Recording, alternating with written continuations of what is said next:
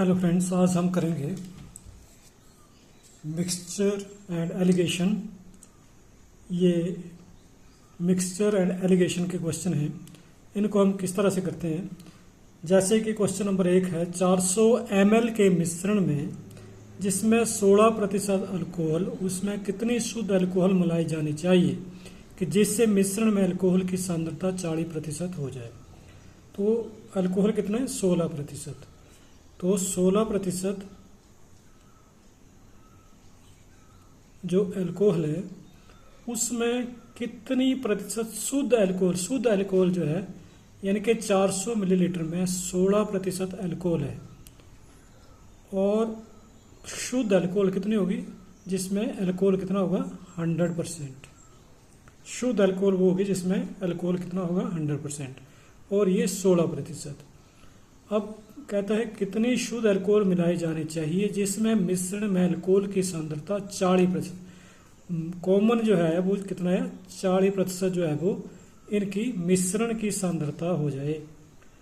तो इसमें हम फार्मूला लगाएंगे, 100 में से 40 घटाएंगे तो यहाँ 60 लिखेंगे, और यहाँ पर 40 में से 16 घटाएंगे तो यहाँ पर आएंगे 24। तो यहाँ पर कितने आएंगे? 24। तो यहाँ पर कितने से जाएगा ये? 12 से 5 और 2। तो 5:2। अब क्या है, ये जो 16% है ये कितने है? 400 ml मिश्रण में 16% अल्कोहल है। तो 5 भाग जो है वो 16% में 5 भाग जो है वो उसका बनता है 400 ml। 5 इकाई अल्कोहल बराबर है 400। ये 400 ml बनता है। तो 1 इकाई होगा 400/5। और शुद्ध अल्कोहल जो है वो कितना है? 2। तो यहाँ पर 2 इकाई जो है वो हो जाएगा 400/5 गुणा 2, यानी कि हो जाएगा ये 160। तो शुद्ध अल्कोहल जो है वो कितना मिलाया जाना चाहिए?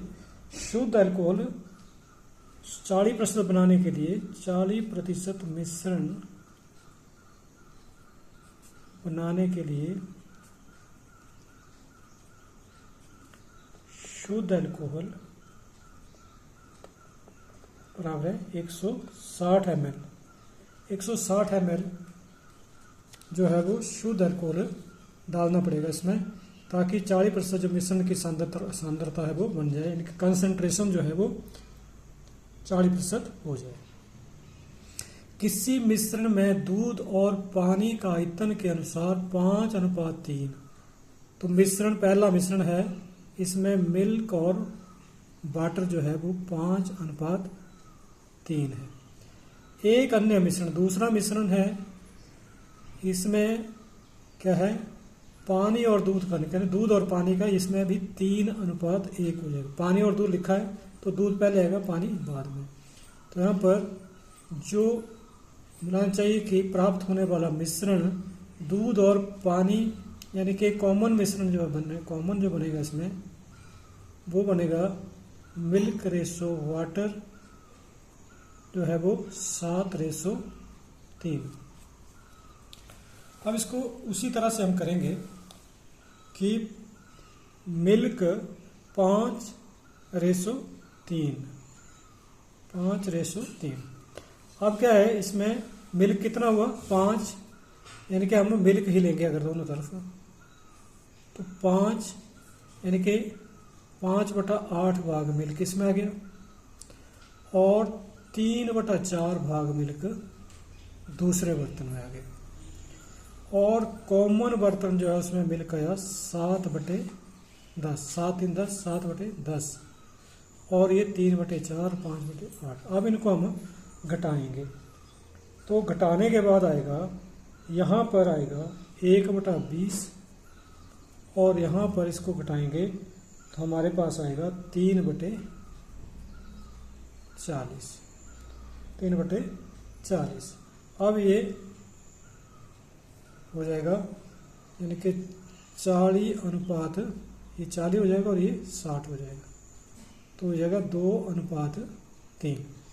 तो इसमें क्या है, इन मिश्रणों को किस अनुपात में मिलाया जाना चाहिए कि प्राप्त मिश्रण में ये 2:3 के अनुपात में मिलाना चाहिए।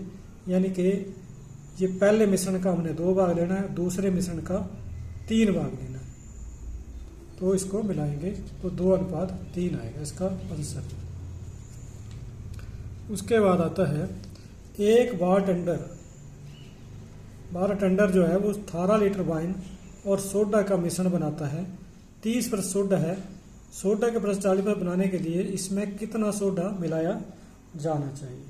तो इसमें जो क्वेश्चन है, क्वेश्चन में ये 30% कितना है इसमें 30% सोडा, तो पहले जो है वो मिश्रण बनाता है इसमें 30%, पहले मिश्रण में सोडा कितना है 30%, और सोडा के प्रतिशत 40% करने के लिए इसमें कितना सोडा मिलाया जाना चाहिए, कितना सोडा मिलाएंगे इसमें, क्योंकि ये प्योर सोडा मिलाना पड़ेगा। यहाँ पर प्योर की जो ये होगी वो 100% प्योर माना जाएगा, और 40% इसको हमने करना है। तो 40% बनाने के लिए यहाँ पर आएगा 60 और यहाँ पर आएगा 10, 6:1, 6:1। अब 30% जो सोडा है वो कितना है, इसमें 18 लीटर में 30% है, यानी कि 30% जो है वो 6 इकाई है। तो 6 इकाई किसके बराबर है 18 लीटर के बराबर, तो 1 इकाई किसके बराबर होगी 3 लीटर, यानी कि कितना मिलाना पड़ेगा इसमें, कितना मिलाना पड़ेगा 3 लीटर। 3 लीटर क्या बनाना है हमने, क्योंकि 6 लीटर में 6 इकाई जो है वो उसमें 18 लीटर है। अब हमें प्योर सोडा कितना है 1, तो 1 कितना हुआ 3 लीटर, तो इसमें प्योर सोडा 6 अनुपात यानी कि 1 लीटर प्योर सोडा हम इसमें मिलाएंगे।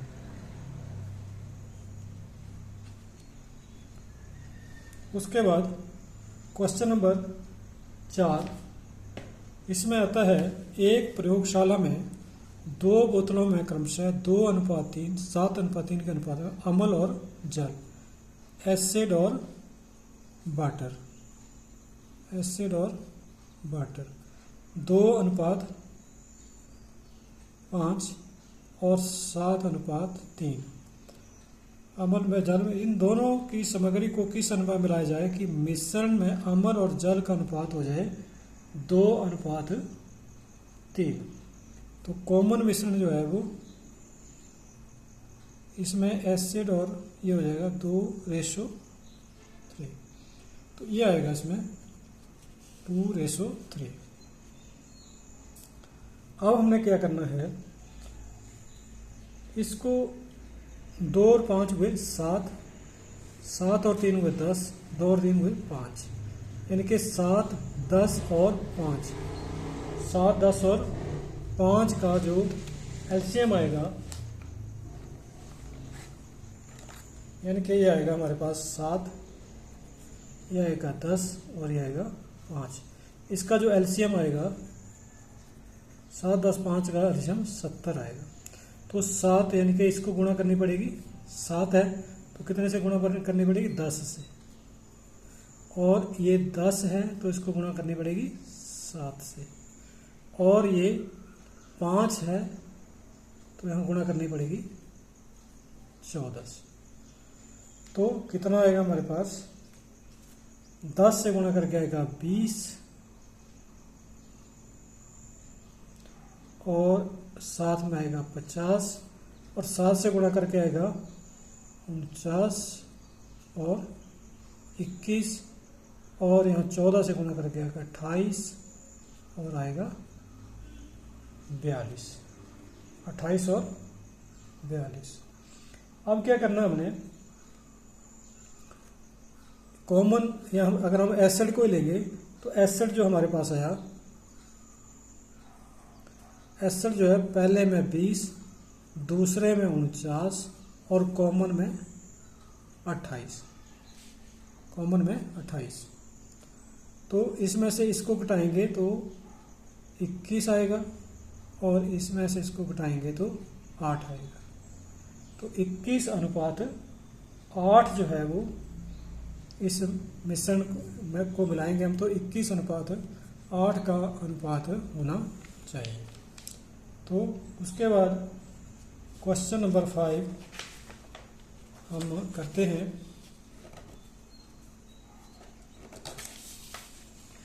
तो क्वेश्चन नंबर 5 में 3 बर्तन के आयतन में क्रमशः 1 अनुपात 2 अनुपात 3 का अनुपात है।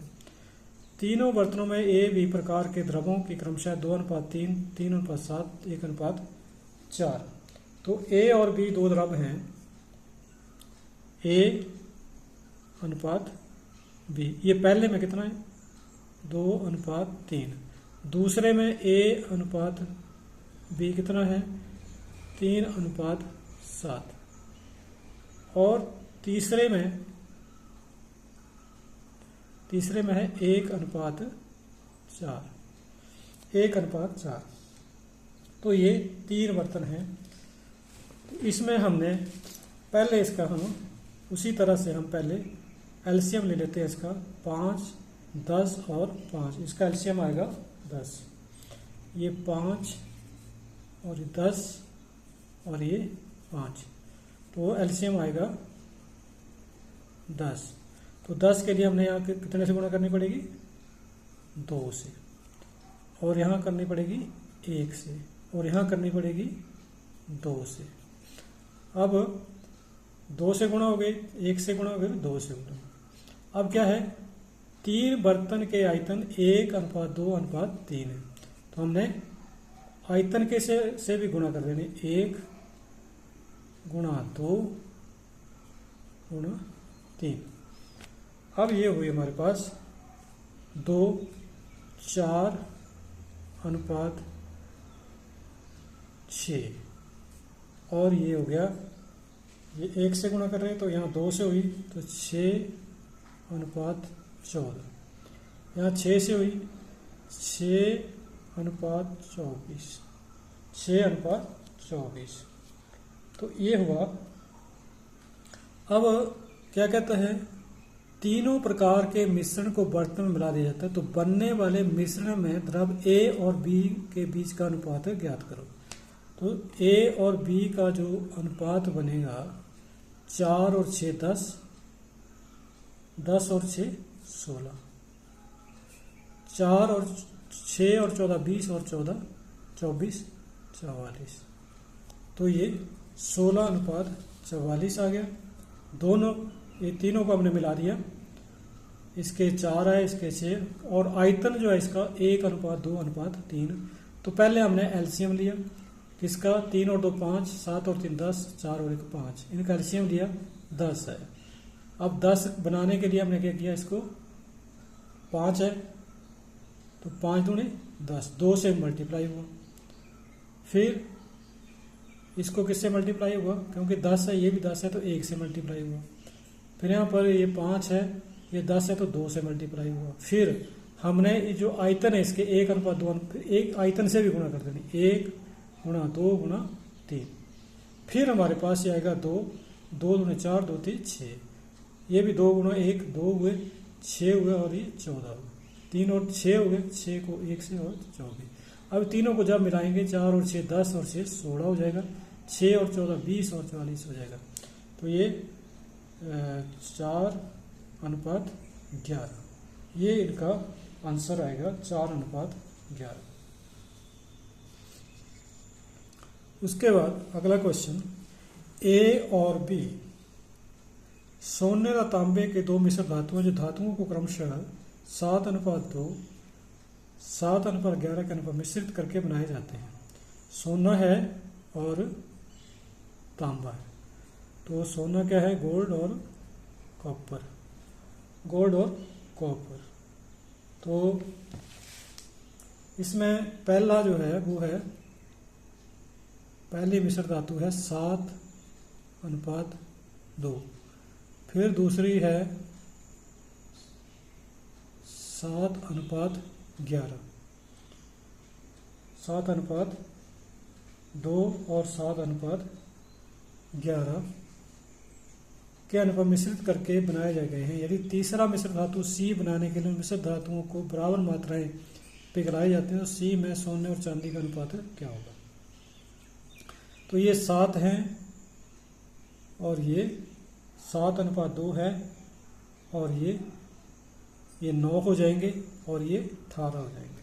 जोड़ करके इनको जोड़ेंगे तो 9 और इनको जोड़ेंगे तो 18 और 9 18 का एलसीएम जो आएगा तो एलसीएम आएगा 18। एलसीएम आया 18। तो 9 से 18 बनाने के लिए हमने 2 से मल्टीप्लाई करनी पड़ेगी और यहाँ पर 1 से मल्टीप्लाई करना। तो कितना आ जाएगा 14:4 और ये हो जाएगा 7:11। 14:4 और 7:11। तो अब क्या 14 और 7 हुए 21 और 11 और 4 हुए 15। तो जो मिश्रण बना तो मिश्रण में गोल्ड और कॉपर जो है वह 14 और 7 21 और 11 और 4 15। 21 और 15 तो ये हुआ 7:5। तो ये 7:5 हो गया इसका जो अनुपात हुआ। उसके बाद क्वेश्चन नंबर 7। एक गिलास में दूध और पानी 3:5 के अनुपात में मिलाए गए हैं तथा एक अन्य गिलास में 6:1 में मिलाए गए हैं। दोनों गिलासों के मिश्रण को क्रमशः मिलाया जाए तो 1:1 के अनुपात में इसका होना चाहिए। तो पहले में मिल्क और वाटर जो है पहले में है 3:5, दूसरे में है 6:1 और मिश्रण में दूध और पानी जो मिश्रण बना इसका मिक्सचर जो है मिक्सचर में मिल्क और वाटर हुआ 1:1। तो अब इसको भी हम इसी तरह से करेंगे कि इसका हम एलसीएम लेना हमने। तो एलसीएम लेने के लिए ये 8 आ जाएगा, ये 7 आ जाएगा और ये 2 आ जाएगा। 8, 7 और 2। इसका जो एलसीएम आएगा 56 आएगा। एलसीएम कितना है 8, 7 और 2 का एलसीएम 56। तो ये मल्टीप्लाई किससे हो जाएगा 7 से और ये 8 से और ये 28 से। तो 7 से होगा तो कितना आएगा 21:35, 48:8 और 28:28। अब इसको हमने करना है आगे। तो आगे करने के लिए हम इसको पहले में कितना है मिल्क 21, दूसरे में मिल्क है 48 और कॉमन में मिल्क है 28। तो इसको घटाएंगे तो आएगा 20 और ये आएगा 7। तो 20:7 जो है वो इसका आंसर आएगा। यहाँ भी मिल्क लेंगे 21 पहले में, दूसरे में 48 मिल्क और कॉमन में 28 मिल्क। तो इसको हम घटाएंगे तो ये 20:7 इसका जो है वो आंसर आएगा। अब क्वेश्चन नंबर 8।